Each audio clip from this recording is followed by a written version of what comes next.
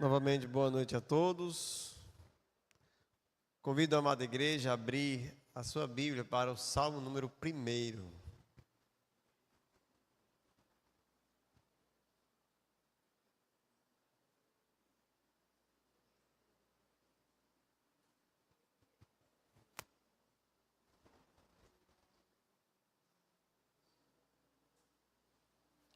Salmo número 1.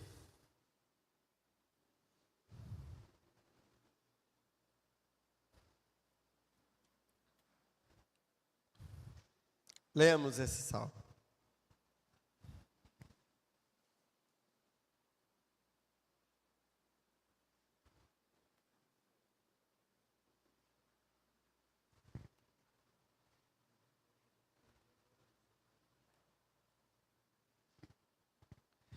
Leamos. Bem-aventurado o homem que não anda no conselho dos ímpios, não se detém no caminho dos pecadores, nem se assenta na roda dos escarnecedores. Antes, o seu prazer está na lei do Senhor, e na sua lei medita de dia e de noite. Ele é como uma árvore plantada junto à corrente de água, que no devido tempo dá seu fruto, e cuja folhagem não murcha. E tudo quanto ele faz será bem-sucedido.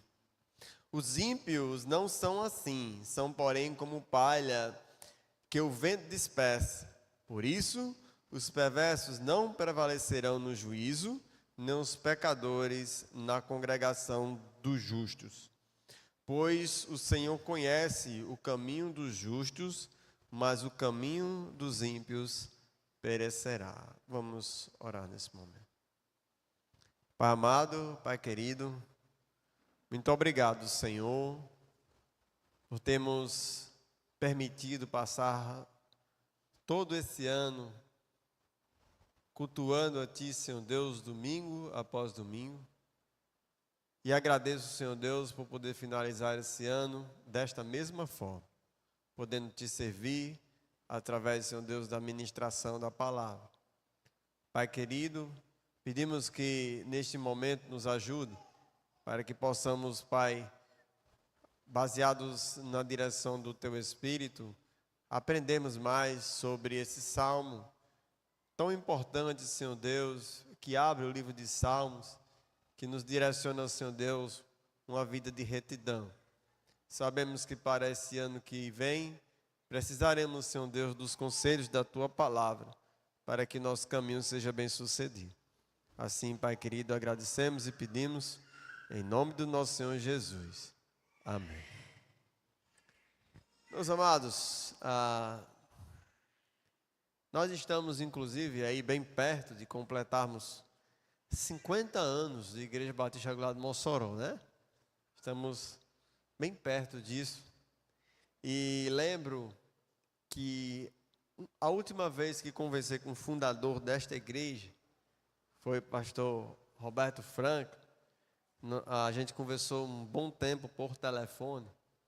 E ele terminou a ligação, ele disse: pastor, deixa eu recitar um salmo para o senhor, porque eu acredito que esse salmo é muito importante para as nossas vidas. E aí ele recitou o Salmo 1, né, decorado, e ele recitou todo esse salmo. E aí eu achei por bem terminar o ano, né, meditando sobre esse salmo tão importante para as nossas vidas, o Salmo 1.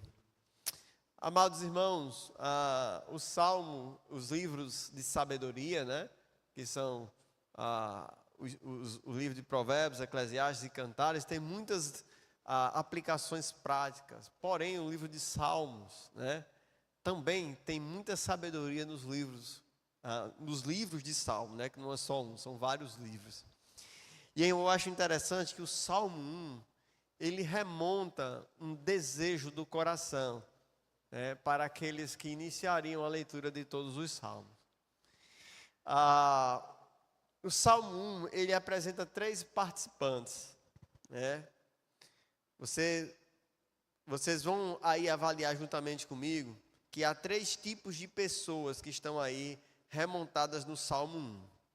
O primeiro é o justo, que aí ele é colocado como aquela pessoa que pratica a justiça, né? Vamos entender um pouco mais sobre isso. Nós temos o ímpio, que é chamado também de perverso e pecador, e nós temos o Senhor. Então esse salmo, ele traz três personagens, né? O justo, o ímpio e o Senhor. Hoje nós vamos falar sobre o justo, que somos nós. Nós vamos nos deter muito a falar sobre os ímpios, e os irmãos vão até entender o porquê. Até porque os justos são descritos aqui nesse salmo, não pelas características internas dele, tá certo? E sim pelaquilo que se pode conhecer dele. Preste atenção que as três formas que o justo é identificado no salmo é assim, ó: não andam, não se detém e não se assenta, ou que faz algumas determinadas coisas. O que é interessante é que o justo, no Salmo 1, ele não é identificado por uma característica interna dele, mas ele é identificado por uma característica externa, pelo comportamento dele. Isso já nos fala muita coisa, né? Então, vamos lá. Nós vimos que tem o justo, o ímpio e o Senhor. E os justos, eles são identificados pela prática, né? Ou seja, pelas ações que estão testemunhando a vida desse indivíduo. Então, meus irmãos, uma das primeiras coisas que nós devemos quebrar esse tabu, em que às vezes nós falamos para as pessoas que, quando estamos pregando o Evangelho, né, e como estamos falando sobre Cristo, e as pessoas gostam de dizer assim: não, mas eu creio no coração. Já ouviu falar sobre essa frase? Eu acredito no coração para mim mesmo. Mas a Bíblia identifica o justo como alguém que nós podemos reconhecer. Então, o justo do Salmo 1 não é aquele justo que é simplesmente um justo para si mesmo, mas é um justo que nós podemos identificar ele pela sua prática diária, né? Pelas características do seu andar, pelaquilo que se atesta da pessoa dele. Agora, os ímpios, nós não vamos falar sobre ele, são identificados pela sua falibilidade. É tanto que o texto diz que os justos, eles são como a palha, e por esta razão eles não permanecerão. Eles perecerão, eles não prevalecerão. Então nós temos o justo sendo identificado pelas características que nós podemos identificar, e o ímpio sendo identificado pela falibilidade das coisas que ele faz. Guardem isso aí, que é importante para a gente compreender o Salmo 1, tá certo? E o Salmo 1 nos chama a uma coerência de vida. Se nós dizemos que somos filhos de Deus, se dizemos que fomos alcançados por Deus, nós precisamos ter uma ética que testemunhe essa verdade do coração. Entenderam? Ou seja, a verdade do coração que nós estamos dizendo, que fomos alcançados por Cristo, fomos alcançados por Deus, somos nova criatura. O Salmo 1 diz que isso é testemunhado pelas características externas, por aquilo que eu consigo identificar daquele indivíduo. Agora, introduzido isso, que é exatamente o que está falando aí, esse homem que ele é bem-aventurado e que ele não anda segundo algumas coisas. E aí, a partir desse momento, nós vamos agora descrever os passos do justo. A partir do verso 2, nós vamos agora descrever os passos desse homem justo. Veja que nós falamos que o justo é identificado por características. Mas tem coisas que esse justo não pratica e isso o identifica, e tem coisa que esse justo pratica e isso também o identifica. Então, são dois aspectos.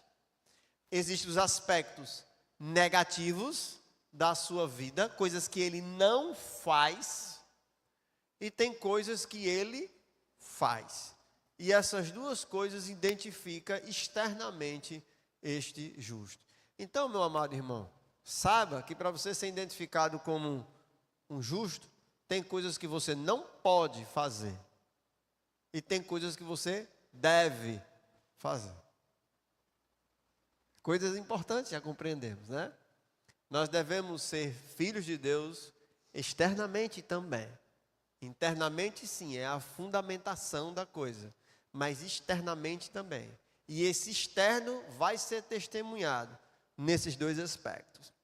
Nesse momento, nós vamos trabalhar os aspectos negativos, ou seja, aquilo que o justo não faz. Preste atenção que ele começa fazendo a primeira afirmação. Bem-aventurado, esse bem-aventurado aqui, né? Apesar de nós estarmos aí, fomos ensinados, né, que os bem-aventurados significa mais do que felizes, mas esse é bem-aventurado do Velho Testamento significa realmente feliz é aquele homem, tá certo? Feliz é aquele homem que a primeira coisa que ele não faz é não anda segundo o conselho do ímpio. A Bíblia aqui vai dividir, tá certo, essa relação que o ímpio tem, que o justo tem com o mundo em 3 graus. Eu gostaria que os irmãos prestem atenção. Né? Ou seja, são 3 graus de possível relação que nós não devemos ter. 3 graus. O primeiro grau é descrito, não anda segundo o conselho dos ímpios. Ou seja, é um grau de um relacionamento realmente pequeno. Aqui remete à ideia de eu dar uma pequena caminhada com alguém que eu nem conheço de repente, mas que eu sei que ele é um ímpio, que eu sei que ele anda em caminhos tortuosos. Então aqui remete o primeiro grau, ou seja, um relacionamento pequeno.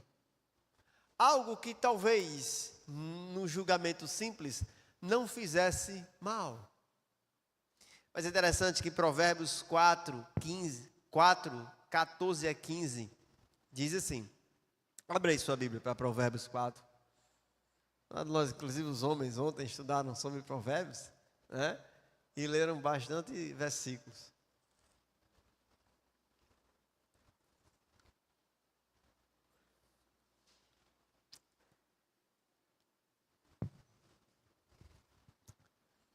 Olha só o que é que Provérbios 4, 14 a 15 diz. Não entres na vereda dos ímpios. O que é uma vereda? Alguém acredito que tem alguns irmãos aqui que são da roça, né? São aí lá do... O irmão Lidia já achou graça, né? Tem alguns irmãos que são da roça. E vocês lembram, né? O que é uma vereda? É aquele caminhozinho, né, que geralmente quando a gente passa várias vezes por ele, e aí aquele caminhozinho se marca no meio do mato, né? Isso é uma vereda. Olha só o que é que a Bíblia diz. Se o ímpio constrói uma vereda, você não deve nem passar por ela. É isso que a Bíblia está falando, né? Trazendo para a nossa linguagem aqui, tá certo? Ou seja, não entre na vereda dos ímpios, nem siga o caminho dos maus. Olha a segunda frase, evita-o, não passe por ele, desvia-te dele e passa longe, passa de largo. Então, olha só o que a Bíblia vai falar. Meu irmão, você tem relacionamentos próximos com os ímpios? Você tem relacionamento, a Bíblia diz que não deve nem passar perto, pelos caminhos deles. A Bíblia diz que nós devemos evitar o caminho dos maus. E que quando nós identificarmos aquela vereda que passou o ímpio, nós devemos o quê? Passar longe dela. A sabedoria bíblica, ela é muito profunda. Nós não podemos desconsiderar as veredas do mal. É interessante, meus amados irmãos, que o livro de Provérbios que nós estudamos ontem, tem vários e vários versículos falando sobre isso. Ontem eu dei até um exemplo lá nos homens, que dificilmente alguém chama você para fazer o que é bom. Eu dei aquele exemplo da escola, quando a gente estudava, quando a gente estudava lá no nosso ensino médio, ensino fundamental, algum dos seus amigos chamou você para estudar? Dificilmente alguém chamava você para estudar, Chamava você para fazer o quê? Para gazear a aula, para sair antes de terminar, para colar, não é isso? Dificilmente, vamos fazer o seguinte, vamos todo mundo prestar atenção na aula. Dificilmente, os professores aí, que dificilmente isso acontece, Pois bem, meus irmãos, sabe por quê? Porque o mundo, ele é naturalmente caído. E a Bíblia orienta que nós não andemos neste conselho do ímpio, ou seja, nós evitemos qualquer coisa que nos aproxime daquilo que é mal. E é por isso que o Novo Testamento diz o quê? Fugir da aparência do mal. De uma maneira muito direta e simples.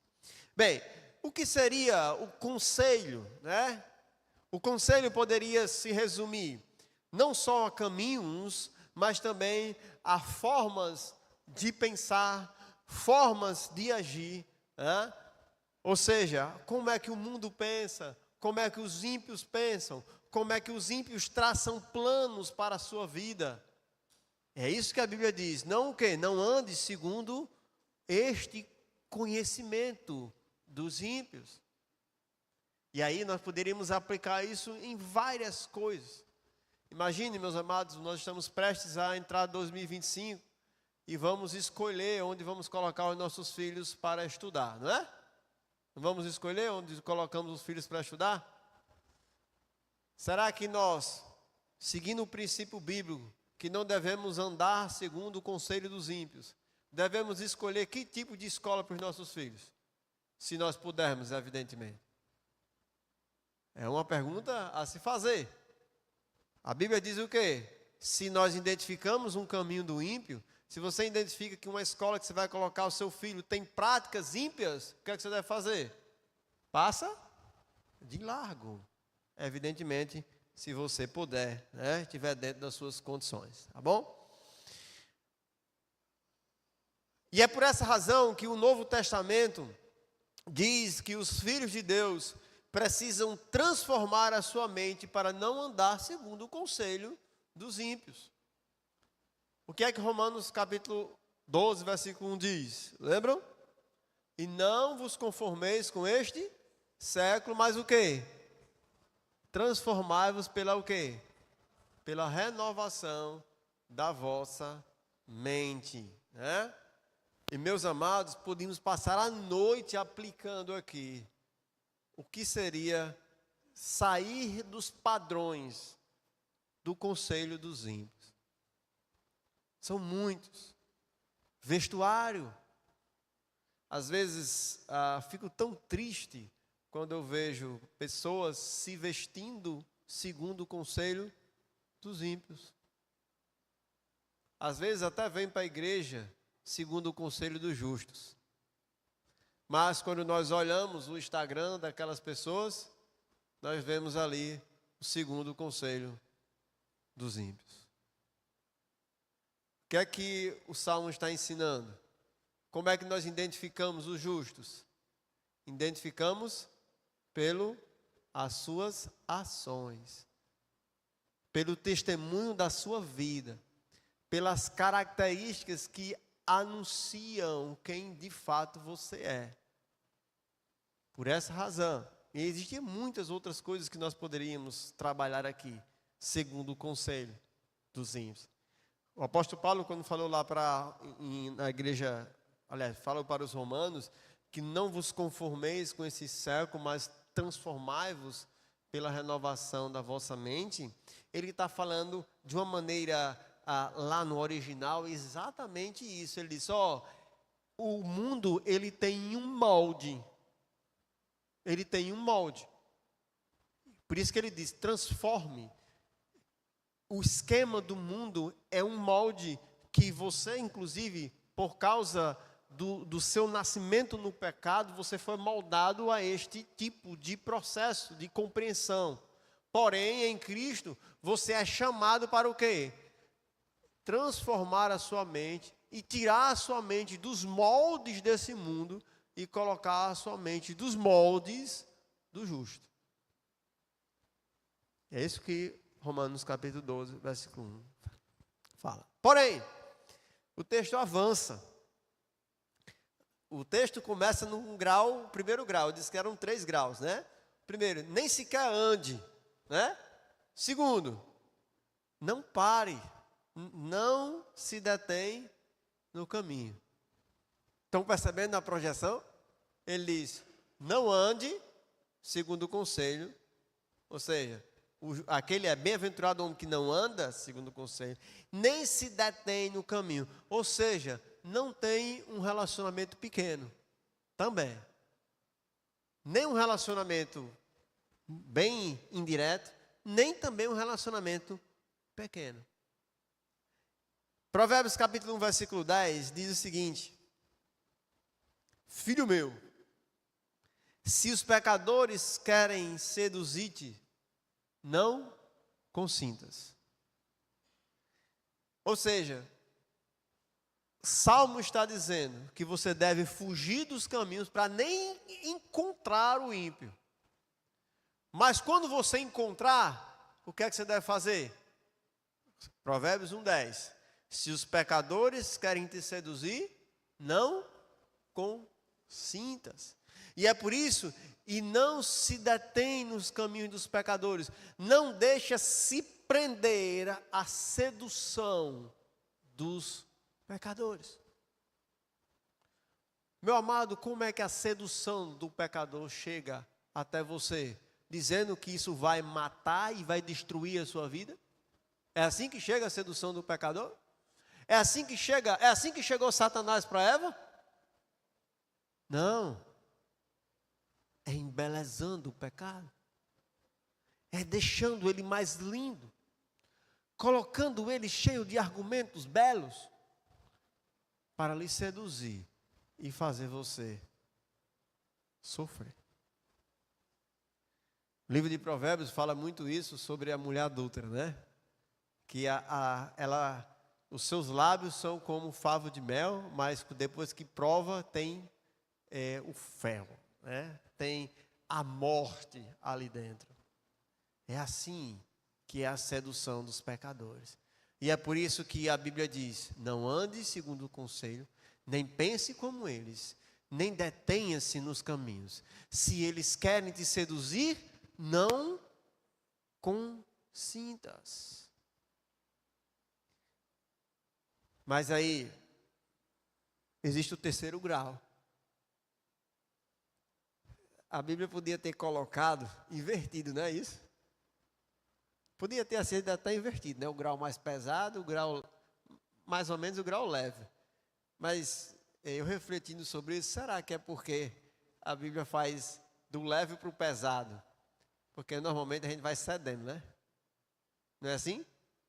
A gente vai cedendo, a gente não entra de cabeça no que é errado às vezes, né? A gente vai devagarzinho, né? Vai flertando com o conselho dos ímpios, depois vai sendo seduzido e depois está o quê? Sentado na roda dos escarnecedores, que é o que o texto fala aí, né? Bem-aventurado aquele que não anda no conselho dos ímpios, não se detém no caminho dos pecadores, e nem se assenta na roda dos escarnecedores. E esse terceiro grau aqui, a Bíblia já fala o grau de intimidade, né? Ou seja, é o grau em que já se está agora compartilhando as coisas, sentado compartilhando. Meus amados, a Bíblia é muito clara em relação a compartilhamento de seja lá o que for com os pecadores. Abra sua Bíblia aí para capítulo 2 Coríntios, capítulo 6, verso 14.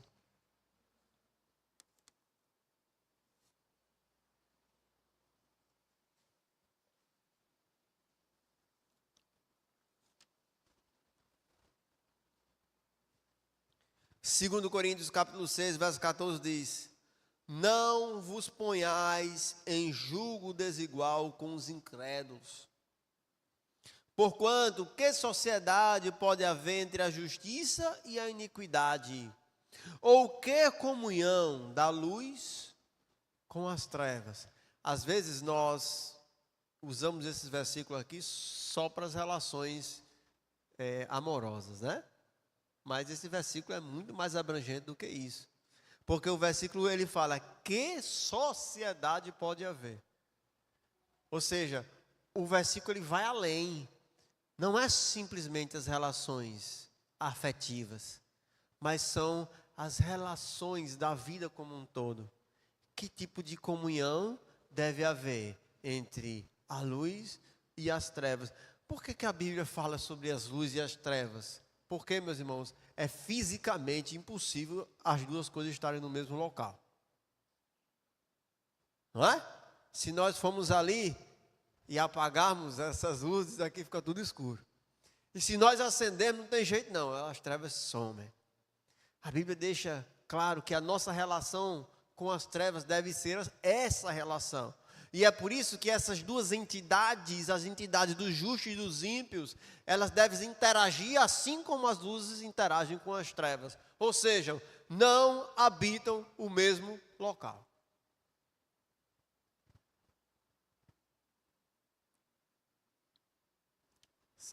Sabe por quê, meus amados? Porque o final dessa relação é o que a Bíblia deixa aqui como. A Bíblia está pintando uma cena do justo sentado com os pecadores, rindo e escarnecendo. Vocês entenderam isso aqui? Essa projeção é aquele que começou a se seduzir pelo caminho, foi atraído pelo pecador e agora ele está sentado desfrutando das mesmas coisas dos ímpios. Assim, nós aprendemos nesse único versículo de Salmo, quais são as evidências, os aspectos negativos que o justo não deve ter. Ou seja, ele não deve andar segundo o conselho dos ímpios, nem se deter no caminho dos pecadores, nem se assentar nas rodas dos escarnecedores. Ok? Agora, a Bíblia também vai falar os aspectos o quê? Positivos. Aquilo que deve, né? Não só o que não deve, mas aquilo que nós devemos fazer como filhos de Deus. Versículo 2. Antes, o seu prazer está na lei do Senhor, e na sua lei medita de dia e de noite. Então, a conexão que a Bíblia faz, que o Salmo faz, do aspecto positivo, ele faz uma conexão direta com uma coisa. Prestaram atenção? Qual é a conexão direta? A conexão direta é com a lei do Senhor. Veja aí, ele diz, antes o seu prazer está no quê? Na lei do Senhor, aí, vírgula, e na sua lei medita de dia e de noite. O texto de Salmo, ele divide esse relacionamento e esse conselho que está dando a esse homem que está lendo esse salmo em dois aspectos também. o aspecto do sentimento, o aspecto do relacionamento interno, emotivo e afetivo, e do aspecto racional também. Então, as duas áreas da vida, né, do ser humano, a área da emoção e da volição e a área da razão, devem estar diretamente apontadas para a lei de Deus. É isso que ele vai falar aqui. E é por isso que ele começa dizendo que uma das características desse justo é que o seu prazer. O que é prazer? Prazer aqui se refere a exatamente aquela ideia de quando a gente come. Você já teve bastante fome? Aquele que a gente está com bastante fome, assim, bastante fome. E a gente não vê a hora de chegar e comer alguma coisa, né? E a gente senta ali na lanchonete e pede 2 sanduíches. E aí, no meu caso, pede 2 tapiocas, que eu não posso comer massa, né? E o que é que acontece? O prazer. O quê? A satisfação. É esse tipo de sentimento aqui que o salmista diz que nós devemos ter em relação à lei do Senhor. É aquilo que eu estou sedento, é aquilo que eu estou realmente precisando, e eu vou lá e o quê? E me satisfaço. Realmente tem a ver com o sentimento, com a emoção, com o coração. Abra aí a sua Bíblia para Salmo 19, verso 7. Salmista, vamos abrir aqui para dois salmos. Um salmo 19, verso 7 ao verso 8. E o outro a gente vai abrir para Salmo 119, versículo 97. Porque os salmistas dão essa perspectiva desse relacionamento afetivo mesmo, emocional com a Escritura. Salmo 19 diz assim: a lei do Senhor é perfeita e o quê? E restaura a alma. Assim como o alimento restaura nosso vigor, assim como o alimento, a gente está ali, né, meio que cabisbaixo, defiando, e o alimento vem, nos dá vida. Assim é a lei do Senhor para nossa alma. Aí ele diz: o testemunho do Senhor é fiel e dá sabedoria aos simples. Os preceitos do Senhor são retos e o quê? E trazem alegria ao coração. E o mandamento do Senhor é o quê? É puro e faz-nos brilhar os nossos olhos. Então aqui o salmista também dá essa relação afetiva e emocional com a lei do Senhor. Interessante que o Salmo 119, que eu pedi para os irmãos abrirem, tem uma declaração muito, muito realmente bem afetiva no sentido desse relacionamento com a lei de Deus. Salmo 119, verso 97. Olha só a declaração. Quanto amo a sua lei. Ela é minha meditação todo dia. Então, o justo, ele tem um relacionamento afetivo com a lei de Deus.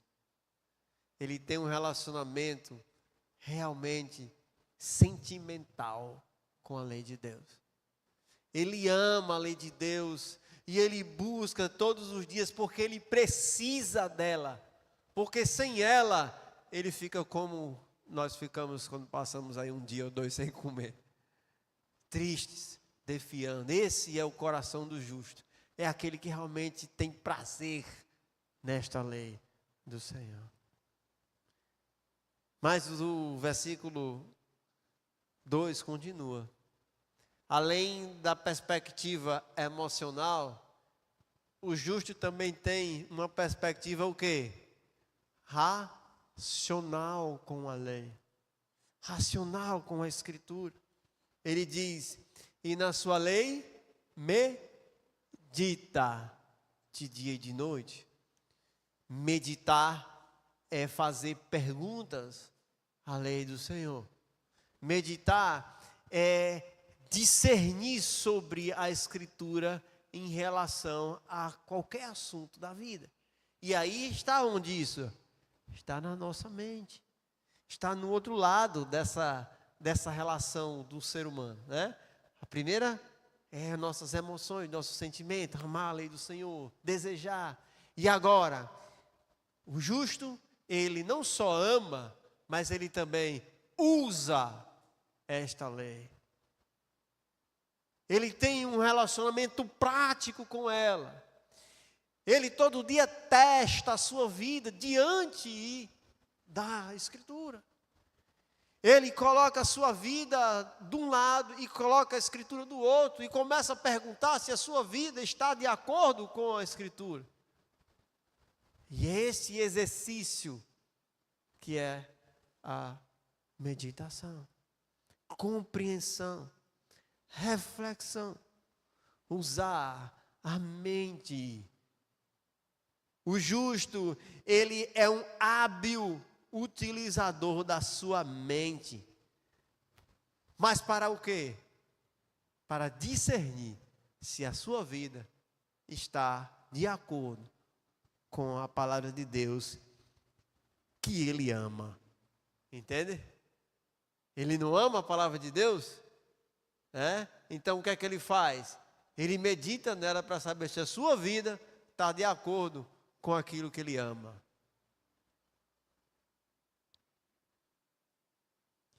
Agora, o texto diz que há uma qualificação aí também.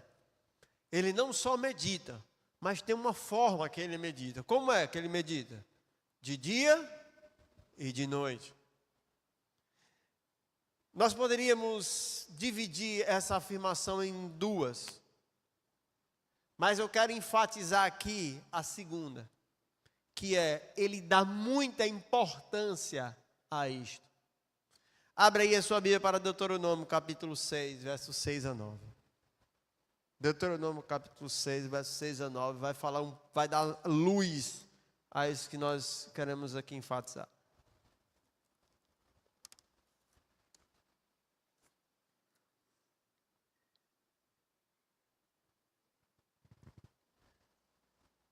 Ele medita de dia e de noite. E eu falei que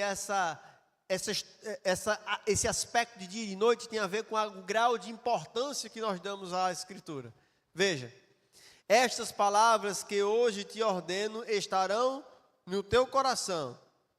Tu as inculcarás aos teus filhos e dela falarás assentado em tua casa. E andando pelo caminho, e ao deitar-te, e ao levantar-te, também as atarás como um sinal na tua mão, e te serão por frontal entre os olhos, e as escreverás nos umbrais da tua casa e nas tuas portas. Deus dando aqui, fazendo aliança com Israel, dizendo: a palavra de Deus é importante demais para vocês. A minha palavra é importante demais. Ela deve estar presente em todos os aspectos da sua vida, ao levantar, ao deitar, na direção da sua casa, no cuidado dos teus filhos, em todos os âmbitos da sua vida, a palavra de Deus deve estar lá. E é por isso que o salmista diz que o justo, ele medita de dia e de noite. De dia e de noite aqui, não está falando especificamente numa ideia temporal, mas sim numa perspectiva de importância. A palavra de Deus já tem preeminência, ela tem o local mais importante daquilo que você faz na sua vida. Assim, o verso 3 vai mostrar os resultados da vida de alguém que age assim. Alguém que age assim. Como? não andando segundo o conselho dos ímpios, não se detendo no caminho dos pecadores, nem se assentando na roda dos escarnecedores. Antes, amando a lei do Senhor e na sua lei meditando todos os dias, dentro de tudo que nós aqui já discutimos, quais são os resultados? Quais são as consequências na vida dessa pessoa? Bem, primeira coisa é que essa pessoa passa a ser alguém extremamente consistente. E aí, verso 3 diz assim: ele está se referindo a este homem justo. Ele é como a árvore plantada junto a correntes de água, que no seu devido tempo dá o seu fruto e cuja folhagem não murcha, e tudo quanto ele faz será bem sucedido. Vamos entender aqui esses versos. Esses versos são divididos também em dois. Interessante que a poesia hebraica geralmente fala uma coisa e reafirma ela com uma perspectiva diferente. Primeiro, ele é extremamente consistente. E é por isso que o salmista usa a analogia de uma árvore plantada. Mas já tentaram derrubar uma árvore plantada, bem firmada? Dá trabalho. Dá trabalho. Uma árvore bem plantada, para derrubar, dá trabalho. Eu já tive a experiência de tentar derrubar uma. Às vezes você desiste, né? Você tora só porque não tem como tirá-la daquele canto. Tá certo? Pois bem. Aquele justo que fez todas aquelas coisas, as positivas e as negativas, ele evitou as negativas e se deleitou nas positivas, ele é extremamente consistente, ele está firme e fundado como uma árvore de raízes sólidas, que não tem quem derrube-a, porque ele está bem fundamentado. Interessante que Jeremias dá essa mesma perspectiva para aqueles que confiam em Deus. Abra aí sua Bíblia para Jeremias capítulo 17, verso 7. Abra aí sua Bíblia para Jeremias capítulo 17, verso 7.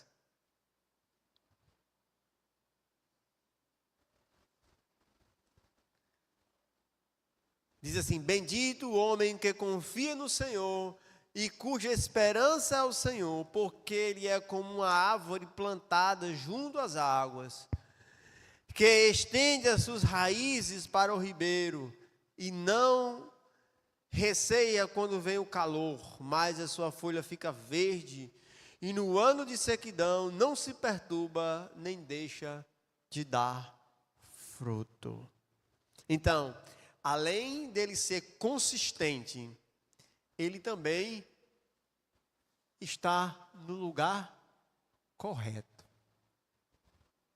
Vocês entenderam aqui a analogia? Porque onde é que ele está plantado aqui? Junto a ribeiros de água. Então o homem justo e prudente, ele não só é uma árvore forte, mas é uma árvore forte que está no lugar certo. É uma árvore que está no local onde está recebendo tudo o que precisa para continuar sendo forte. Agora, ele continua aí. Veja que na parte B do versículo ele diz que no devido tempo dá o quê? Dá fruto e cuja folhagem não murcha. Além de consistente, o justo, ele é próspero. Não é a prosperidade material, tá bom? É a prosperidade espiritual. E quiçá também a material, se assim Deus permitir que esse homem tenha. Tá certo? É interessante que aqui ele fala sobre a prosperidade no sentido de início, meio e fim. Preste atenção. Ele começa dizendo que a sua prosperidade desta árvore, ela é demonstrada primeiramente porque ele gera fruto. Porque ele cumpre o propósito inicial, ou seja, ele gera fruto. Mas, além de gerar frutos, ele não murcha, ele continua verde o ano todo. Por quê? Porque ele está constantemente sendo o quê? Alimentado pela palavra que ele ama, e ele medita dia e noite na Escritura. Então, além de ele gerar frutos, ele também o quê? Continua frutífero. Ele continua verde. E aí ele finaliza. E em tudo que ele fizer, ele vai ser bem sucedido. Eu coloquei uma observação. Este homem que persevera nestas coisas é um homem que a Bíblia fala, que intitula de um homem sábio. É aquele homem que começa a pensar e agir segundo Deus sobre todas as coisas da sua vida. Se ele está ali junto a ribeiros, né? Se ele está sendo alimentado dia a dia por causa do seu amor à palavra de Deus e meditando dia a dia nessa palavra que ele tanto ama, ele começa a prosperar e a prosperar e a prosperar na sua vida. Por fim, meus amados irmãos, eu falei que eu não ia falar do perverso, só ia falar do justo. Então vamos pular para o versículo 6.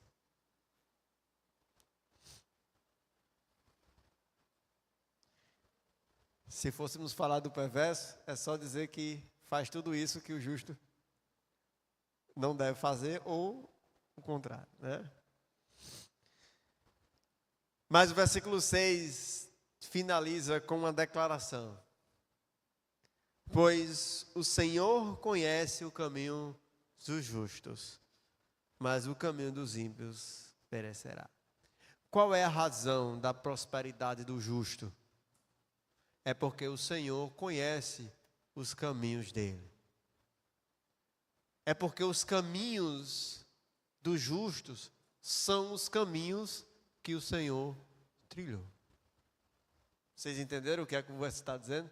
O Senhor conhece o caminho. Não é que aquele caminho é desconhecido para Deus, não, mas porque aquele caminho é o caminho de Deus para a vida dele. Então o Senhor conhece o caminho dele. E ele está lá porque ele medita de dia e noite na Escritura. E essa prosperidade dele vem advindo disso. Vem advindo desse amor incondicional que ele tem à sua palavra. Assim sendo, meus irmãos, o conselho do justo, ele não é o conselho dos ímpios, e sim o conselho de Deus. E a prosperidade do justo está fundamentada no conhecimento de Deus sobre todas as coisas. E assim, meus irmãos, nós terminamos nossa reflexão do Salmo 1. Né? Salmo muito maravilhoso, né? O Salmo 1 tem muitos ensinamentos para nós. Que possamos, meus irmãos, aplicar isso em nossas vidas, né? E que o testemunho do justo possa estar aí evidente na vida de todos nós, né? Para que todo mundo olhe para a nossa vida e identifique que é esse justo, né? Pelas essas características externas, né? Que ele mostra diante de todas as coisas da vida. Amém? Deus aplica essa palavra em todos nós. Deus querido, Deus amado, muito obrigado, Senhor Deus, por esse tempo que aqui tivemos. Louvo o Senhor pela tua Escritura, louvo o Senhor por tudo que o Senhor nos favorece e por tantos direcionamentos que o Senhor tem nos dado. Nos ajuda, Senhor Deus, a acatar Ele, Senhor Deus, em nossos corações, para que não resistamos, Senhor, à tua palavra e que ela, Senhor Deus, seja realmente o objeto do nosso amor e da nossa, Senhor Deus, completa entrega. Pai querido, abençoa a Igreja Batista Glória de Mossoró, para que, Senhor Deus, no ano 2025, possamos ser esse homem justo que ama a tua palavra e medita nela todos os dias. Assim agradeço e peço, em nome do nosso Senhor Jesus. Amém. Boa noite para todos.